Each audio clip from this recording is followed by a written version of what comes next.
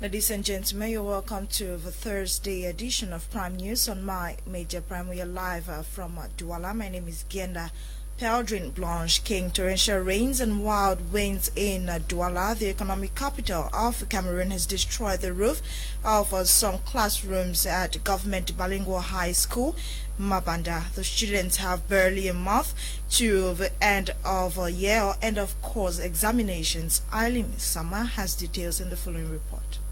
Government Bilingual High School Mabanda is among the first, if not the very first school this rainy season to suffer the effects of the heavy rains and winds. Tuesday's wild wind and rain ripped off the roofs of a number of classrooms in the school, especially those of Premier, Terminal, Form 5 and Upper 6. When the students of Lycée Mabanda got to school on Wednesday morning, they were shocked when they realized that the roofs of their classrooms were ripped off by the wild winds and they had to stay outside, missing classes the entire day, as planks and zincs now occupied their classrooms as well as their benches being destroyed by the winds. This is happening barely a month before the GCE and equivalent exams in the Francophone subsystem of education and could be detrimental to the success of these students. It is worth noting also that houses which share boundary with GBH's or Lycée Mabanda also suffer the aftermath of the wild winds and rains which brought down their roofs, especially the houses made of plank, locally called carabode. It is worth recalling that Mabanda, a quarter in Bonaberi, Douala 4 municipality, is among the quarters in Douala which suffers most during the rainy season, as heavy rains usually flood most areas, destroying properties and even claiming lives on a yearly basis. While students of Lycée Mabanda practically walk in rain, water or flood to get to their school or even get stuck at home or school, sometimes when the rains and floods are severe. An accident which occurred yesterday along the Bonaberi stretch of a road left a lady unconscious and several others injured. The accident involved a white Corolla vehicle and a taxi. It has been blamed on overspeeding and recklessness on the part of the Corolla or the driver in the Corolla vehicle, who took off almost immediately, abandoning the lady who was with him in an unconscious state. According to witnesses, the two vehicles involved had a head-on collision, getting vehicle screens and bumpers shattered beyond repairs. The new Secretary General of the Bamenda City Council, Madam Suli Kwatila Nabella, has been challenged to work closely with the staff of the City Council for the welfare of the council. During the installation, the Bamenda City Mayor, Paul Achumbong, announced a presidential grant worth 100 million francs CFA to the council for the acquisition of new transport buses to facilitate movement within the city of Bamenda. Charles Kibwa has more.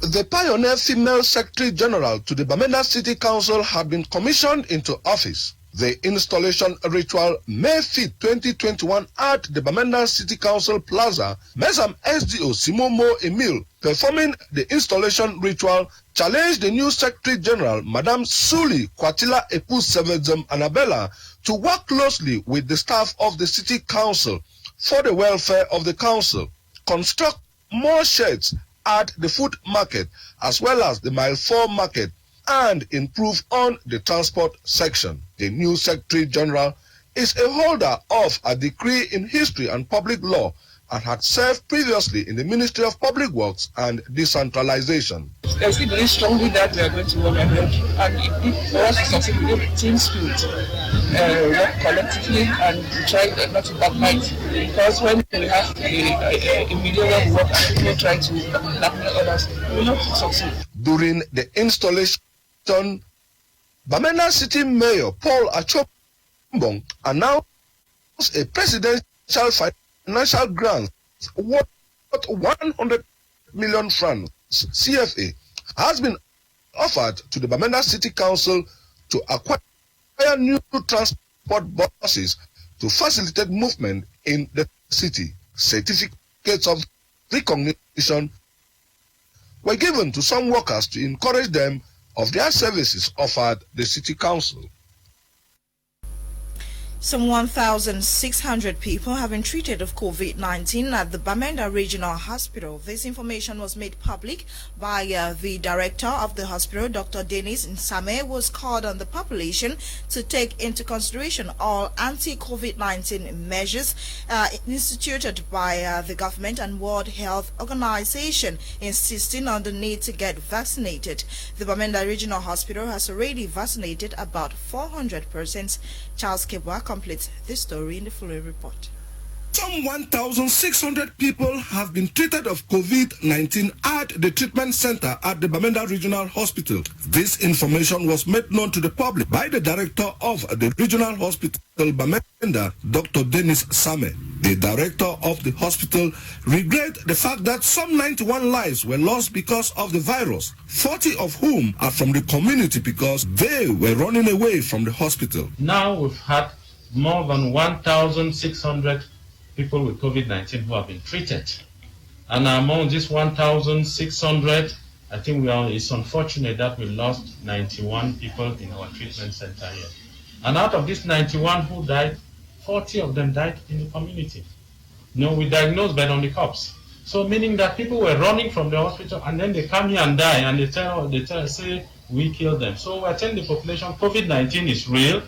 It's actually killing so many people. The director called on the population to respect all barrier measures against COVID-19 and go for their vaccination, as the hospital has vaccinated some 400 persons already. I'm telling our dear population that the Regional Hospital Bamenda is a hospital of the people.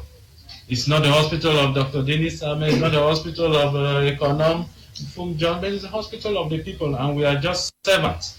I think we are just serving our population and telling them that now we've had more than 1,600 people with COVID-19. COVID-19 is real. It's actually killing so many people. And so we are very happy. Very soon the country representative of WHO will be coming to see our vaccination site. Because up to now we have vaccinated more than 400 people have come to vaccinate. Care staff as well as the community. We are vaccinating now the other part of the community, and we're telling them to come. This is the number one arm to fight COVID. The Regional Hospital Bamenda, it should be noted, has a staff strength of 510 persons, 37 of whom are doctors, and is the People's Hospital. Moyoka Council has adopted over 500 million francs CFA as budget for the year 2020, more than half of the projected income for the council.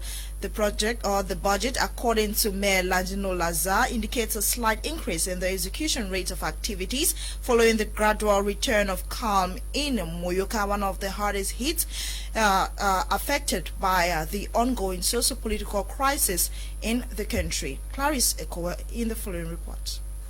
For the past 4 years, the Moyoka Council has been badly hit by the ongoing security crisis, rocking the southwest and northwest regions of Cameroon, as many of the council projects were put on standby. I think I wish to extend sincere words of gratitude to the Lord Mayor of Moyoka Council and the councillors who have gone through all the odds to ensure that they carry out their activities for the interest of the Moyoka people. You bear with me that this council, the doors of this council have been shut down for a while because of the crisis that we all know. You also bear with me that Moyoka is one of the subdivisions that is greatly hit by the council, by the crisis. But the mayor and his entourage took all the odds to ensure that they open the doors of the council and thereby bring in administration closer to the council. Today, however, relative calm is gradually returning to Moyoka during this first ordinary session of the 2021 financial year, set aside to evaluate the administrative, management and stores account of the Moyoka Council for the year 2020. It was revealed by Mayor Lazar that 65% of its projects were executed, amounting to over 50 million francs CFA, more than half of the projected income for the Moyoka Council for the year 2020. The village is there. People, the population, they are drinking water. The supply of the materials at the women's empowerment here in Owerud. Cognizant with the challenges facing the council, the divisional officer of Moyoka subdivision, who presided over this budgetary session that held in Moyoka, enjoined the councillors to maintain the steam and throw their full support and collaboration to the mayor for better days ahead for the Moyoka municipality.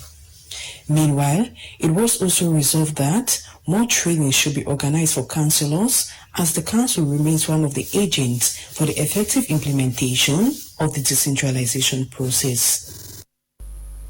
Kumeng Rudolph has been installed as the 4th Deputy Mayor of the Tiko Council. The oath-taking ceremony took place at the Court of First Instance in Tiko. He will work closely with his collaborators and the population to ensure the growth and development of the municipality. Details with Kumono Rimbo.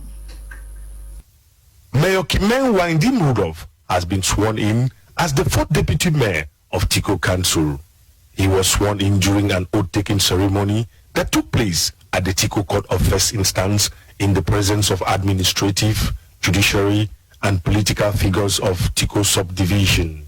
Mayor Kumeng Rudolph was elected during an extraordinary session which took place on the 17th of April 2021 after the 2nd Deputy Mayor Ali Issa dropped a resignation letter on the 15th of December 2020.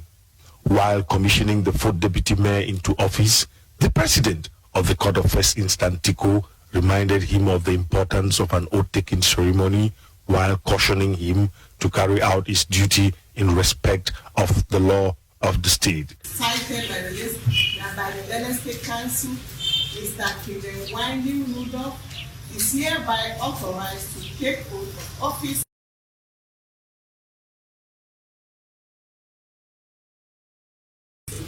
On his part, Mayor Kumeng Rudolph promised to be loyal to the state and assist the mayor and his deputies succeed in the mission assigned to them.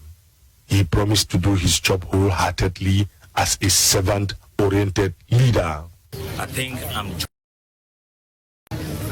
I do believe with the vision that the Lord Mayor has for the municipality, we shall all work together hand in glove. I personally, I really took my commitment on that and maybe my whole self and time for that. So I'll be very loyal to his instructions and the duties that he will apportion to me.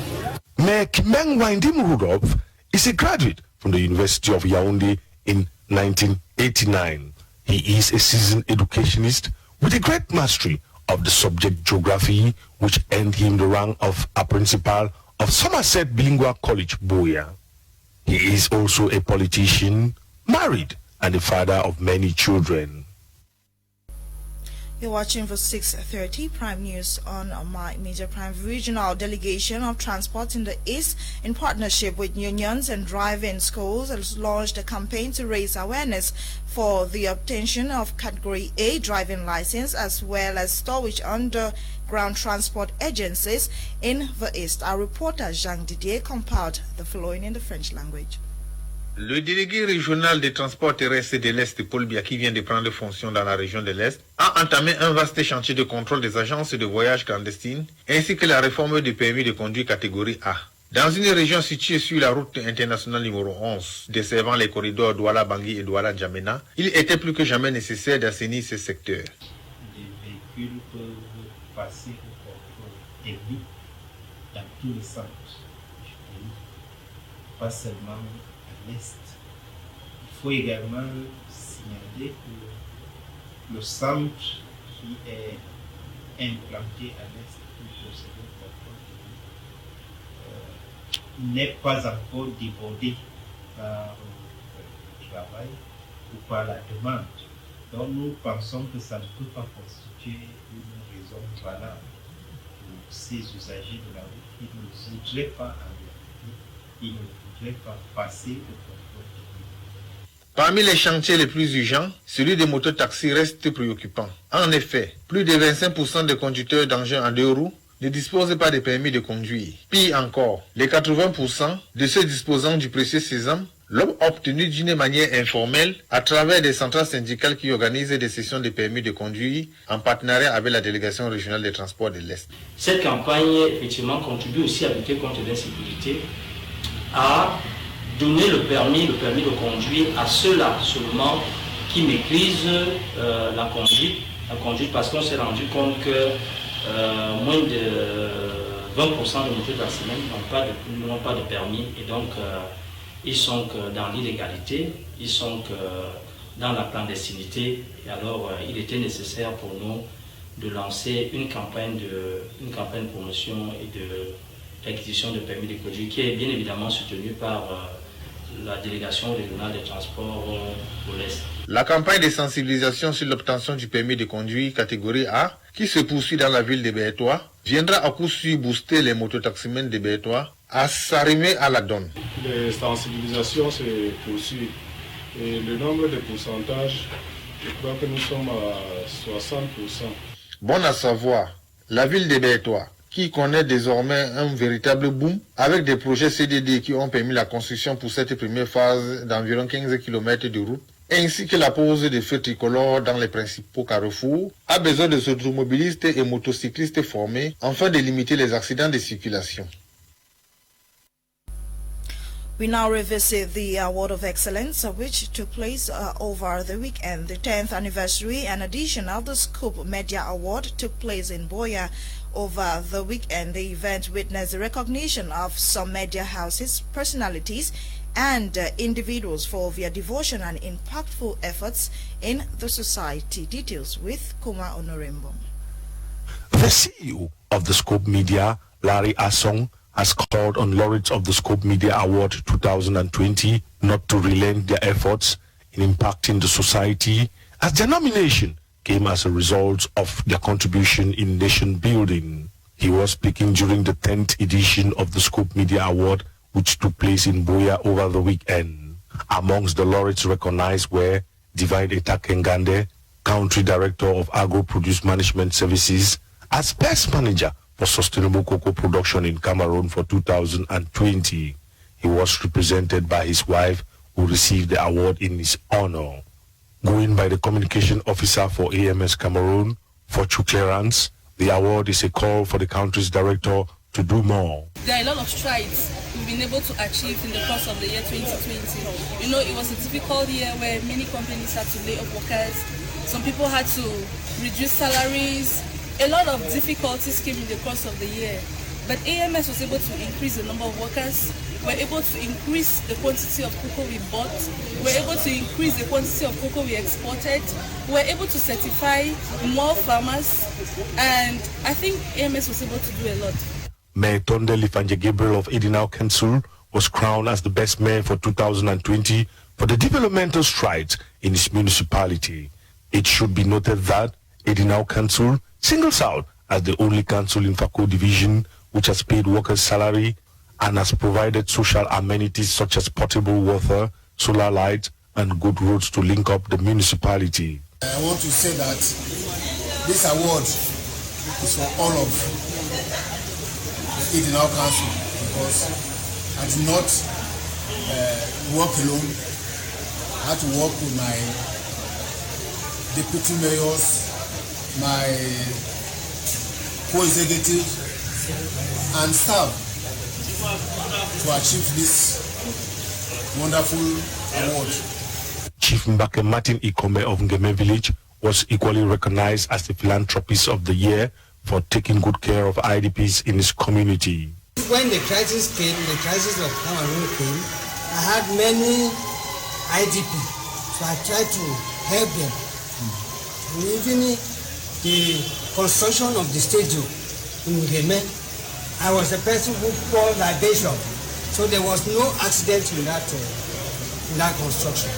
Other laureates included Associate Professor Dr. Kingsley Lyunga Lalange of the University of Boya as Best Journalism Trainer for 2020, Wilson Da Costa Bisson of WDC Hotel as the Man of the Year for 2020, Prosper Menko as Best Gospel Singer 2020, just to mention but these few.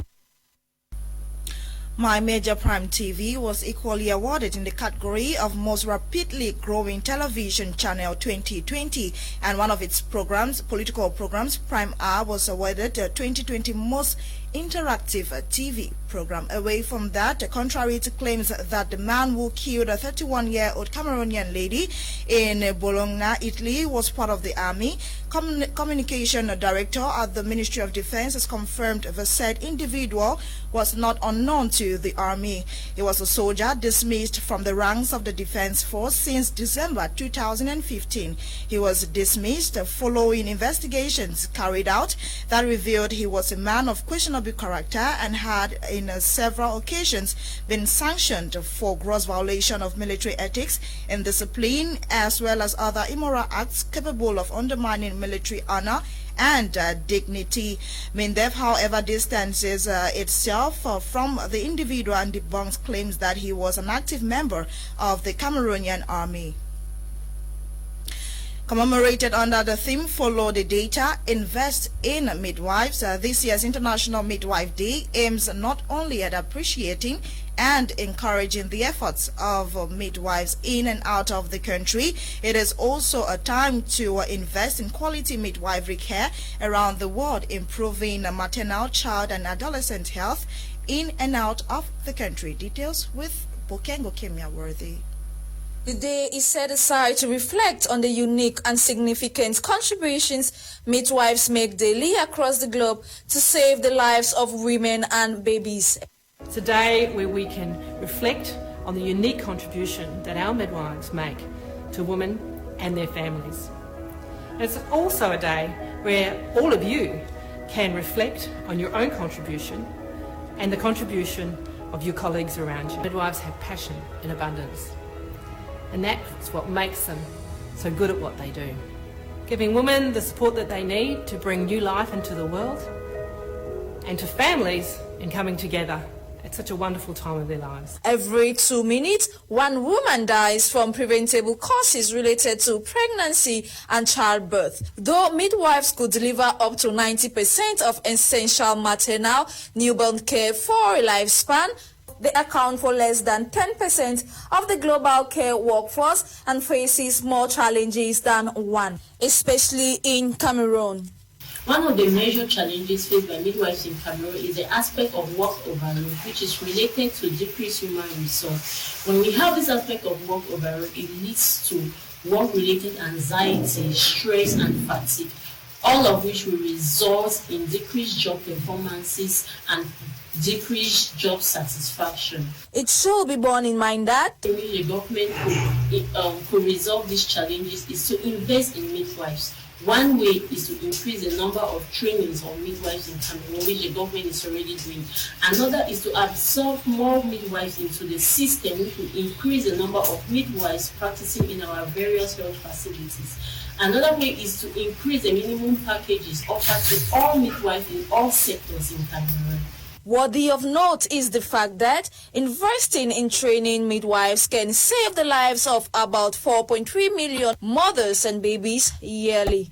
On the celebration of World Midwives Day, the world applauded the role of midwives in empowering women to make the best decision or choices for themselves and their babies. It's time for sports news with the topic content in the French language. Coton Sport de Garoua et Colombe Djundja ont fait match nul hier, mercredi 5 mai 2021, avec un but partout au stade annexe numéro 1 de Yaoundé, dans le cadre du championnat camerounais Elite One, un match en retard, 9e journée du groupe B. Dans le classement, les cotonculteurs occupent la 2e position avec 13 points, derrière Canon de Yaoundé qui emmagasine 16 points, premier du pool. Colombe, quant à lui, est 9e dans le classement avec à son actif 6 points devant New Star, qui est dernier avec 4 points. En rappel, dimanche dernier, Coton Sport a dominé ce club de New Star sur un score d'1-0, toujours en match en retard, mais de la 7e journée.